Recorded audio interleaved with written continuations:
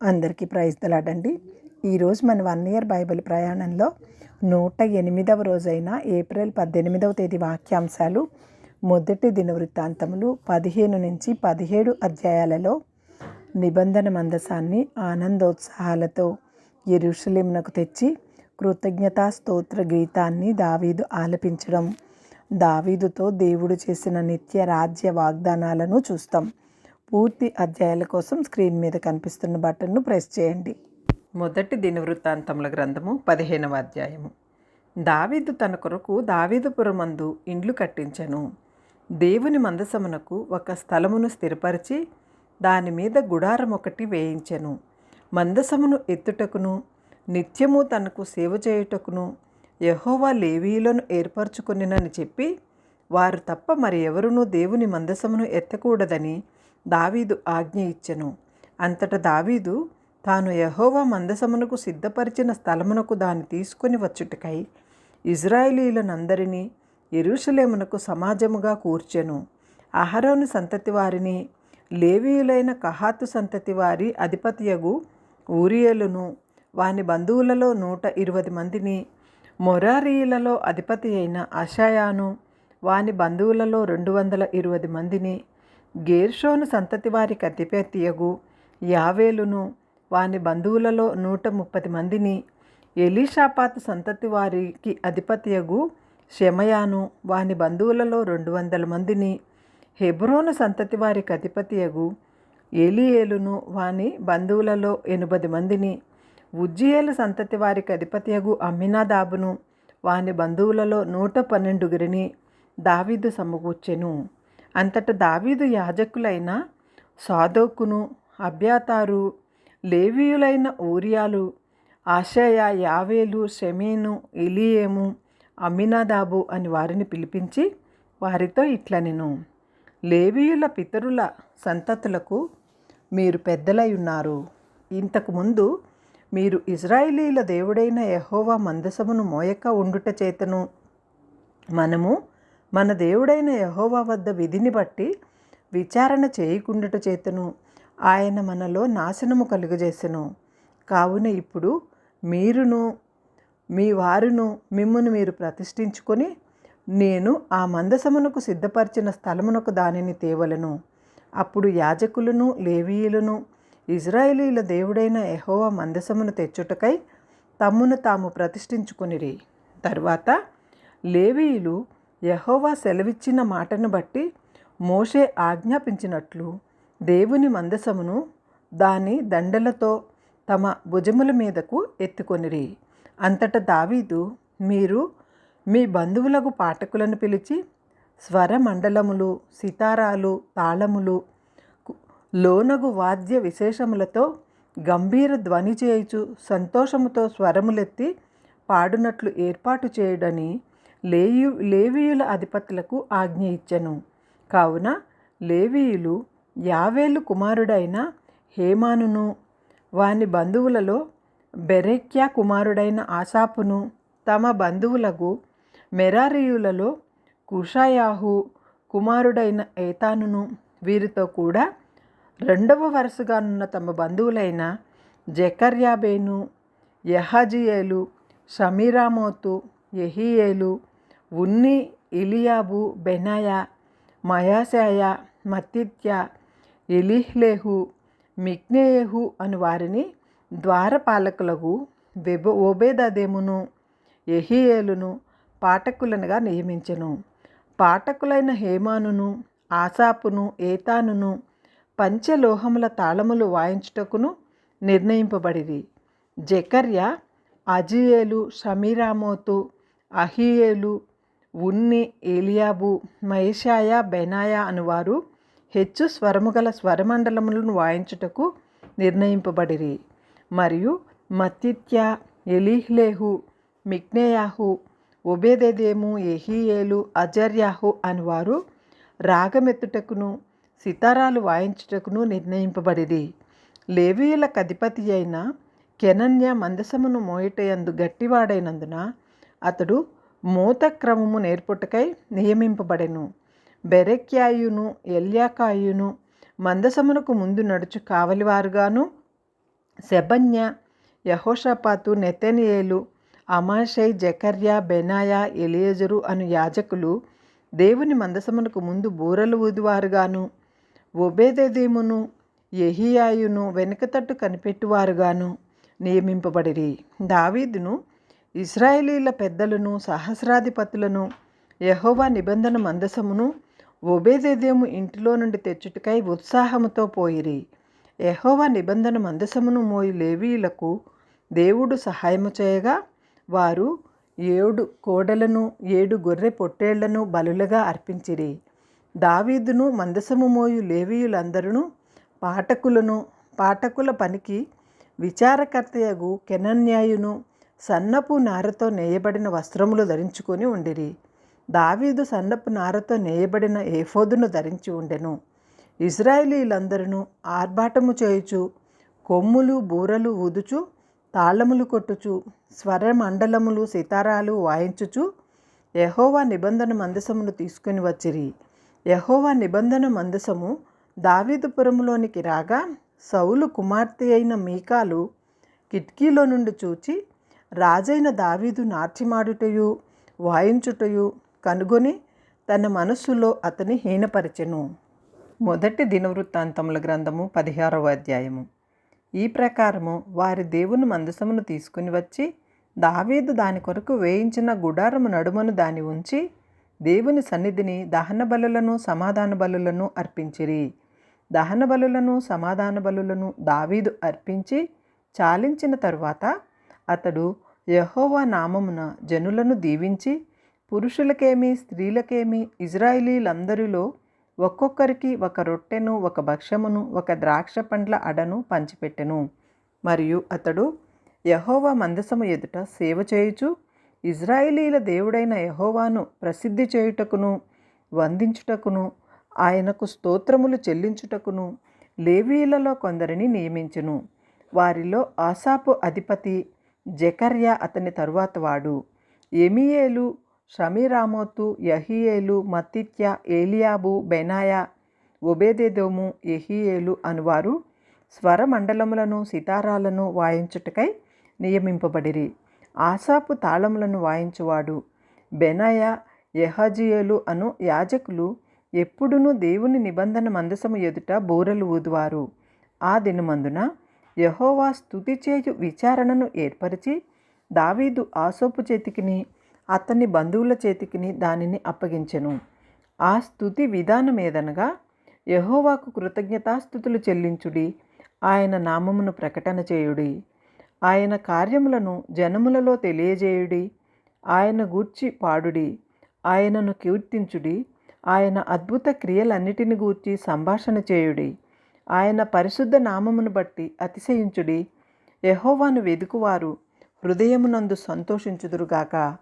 యెహోవాను ఆశ్రయించుడి, ఆయన బలమును ఆశ్రయించుడి, ఆయన సన్నిధిని నిత్యము వెతుకుడి.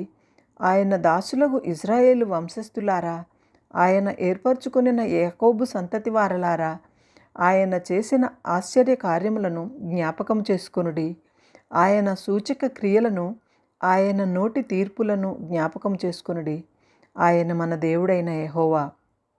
ఆయన తీర్పులు భూమి అందంతటా జరుగుచున్నవి. మీ సంఖ్య కొద్దిగాను మీరు స్వల్ప సంఖ్యగల జనులుగాను కనాను దేశములో అన్యులుగాను ఉండగా కొలవబడిన స్వాస్థ్యముగా దాని నీకిచ్చెదనని ఆయన అబ్రహాముతో చేసిన నిబంధనను ఇస్సాకుతో చేసిన ప్రమాణమును ఏర్పాటును నిత్యము జ్ఞాపకముంచుకొనుడి. 1000 తరముల వరకు ఆ మాట నిలుచునని ఆయన సెలవిచ్చెను. యాకోబునకు కట్టడగాను ఇశ్రాయేలునకు నిత్య నిబంధనగాను ఆయన ఆ మాటలు స్థిరపరిచియున్నాడు.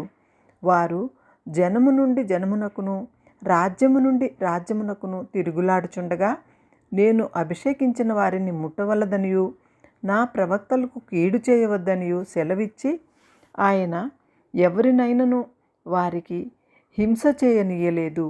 వారి నిమిత్తము రాజులను గద్దించెను.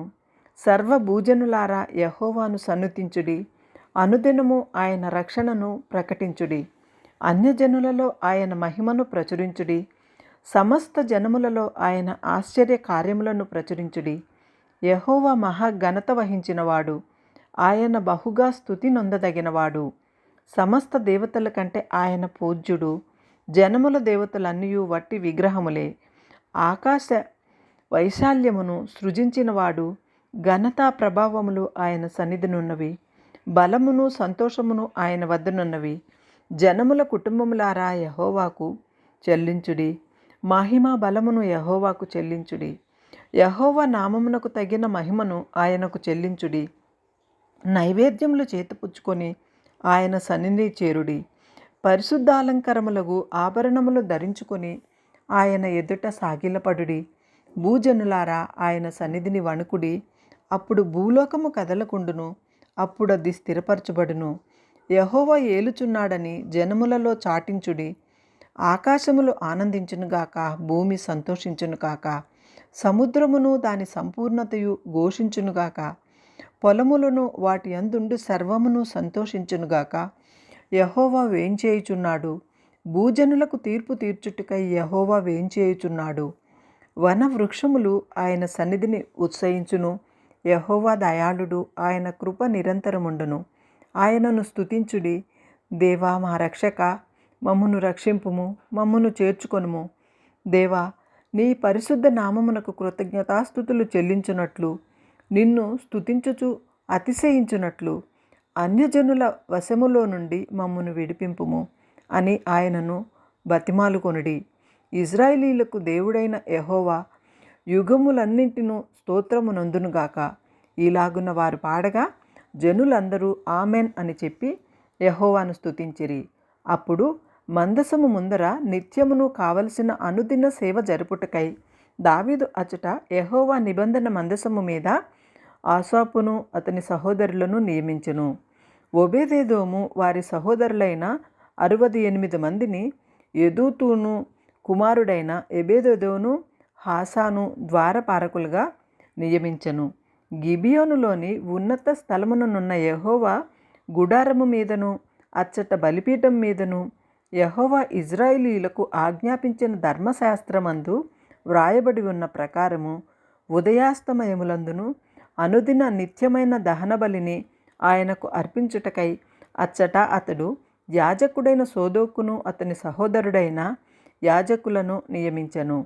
యెహోవా కృప నిత్యముండునని ఆయనను స్తుతి చేయుటకై వీరితో కూడా హేమానును యూదూతును పేళ్ల వరసను ఉదహరింపబడిన మరికొందరిని నియమించెను.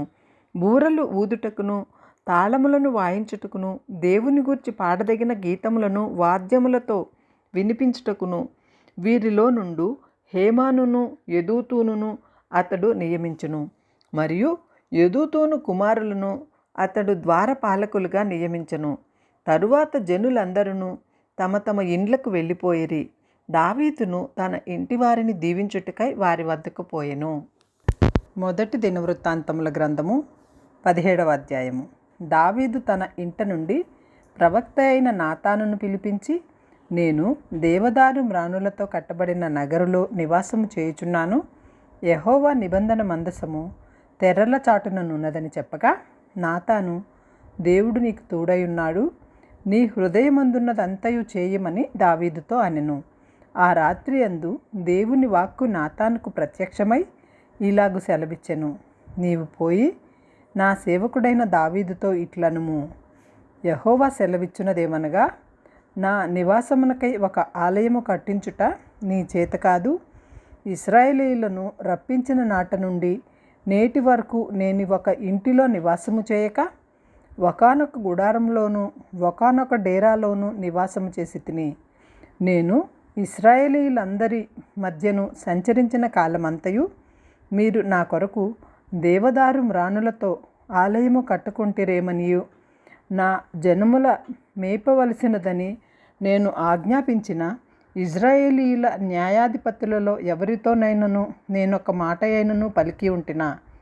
కావున నీవు నా సేవకుడైన దావీదుతో చెప్పవలసినదేమనగా, సైన్యములకు అధిపతియగు యెహోవా ఈ ప్రకారము సెలవిచ్చుచున్నాడు, నీవు నా జనులైన ఇజ్రాయేలీయుల మీద అధిపతివై ఉండినట్లు గొర్రెల వెంబడి తిరుగుచున్న నిన్ను గొర్రెల దొడ్డు నుండి తీసుకొని నీవు వెళ్ళిన చోట్లనెల్లా నీకు తోడుగా ఉండి నిన్ను ద్వేషించిన వారిని నీ ముందర నిలవనీయక నిర్మూలన చేసి తిని లోకములోని గనులకు కలిగి ఉన్న పేరు వంటి పేరు నీకు కలుగజేయుదును.